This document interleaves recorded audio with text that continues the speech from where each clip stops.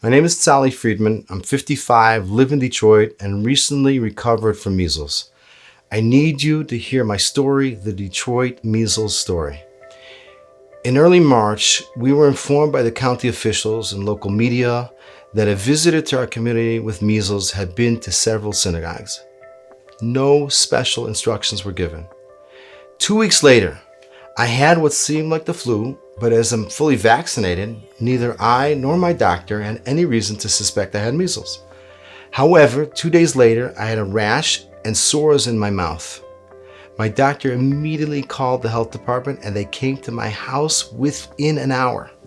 What I learned from the county nurse was shocking.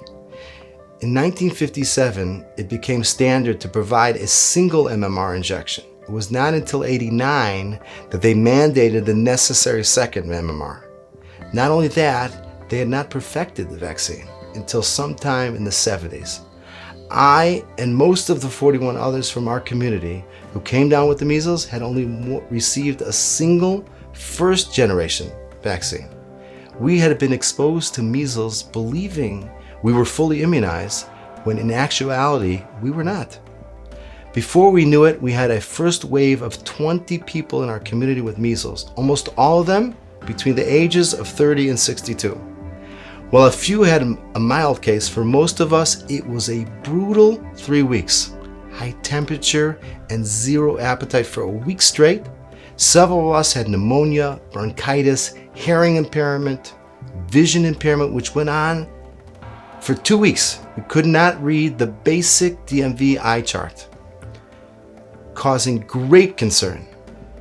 It was painful, horrifying, and much worse than when people used to get the measles as kids. The most frightening thing was the thought that if one person gave it to 20, how many had the 20 of us given it to?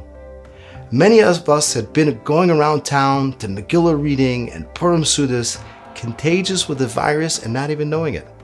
Could the 20 of us have given it to 400?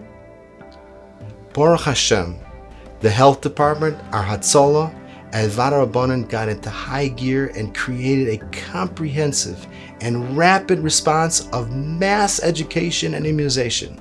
Within days, over 2,000 people received free immunizations conveniently provided by our county health department right at the Young Israel. Motivated by the crisis, there was nearly 100% participation of the people in the at-risk age range. As a result of these Herculean efforts, Baruch Hashem, only 21 additional cases have been reported. One of the most important concerns to bear in mind is that the Orthodox community is extremely and uniquely vulnerable to an outbreak because simply we go to the synagogue multiple times a day and we travel extensively, both domestically and internationally, for holidays and family celebrations. Our reality is much different than the general population, and therefore our response must be different. We can't afford to wait for a full-blown crisis. To prevent a Chilul Hashem and a terrible health crisis, Orthodox communities from coast to coast must do what our community did. We must preemptively create community-wide education and immunization programs in every city. We beg you, if you're between the ages of 30 and 62, get a second MMR as soon as possible. Everybody else should check with their doctor to see if they need their immunization tested. This is a time that communities must come together to ensure our safety.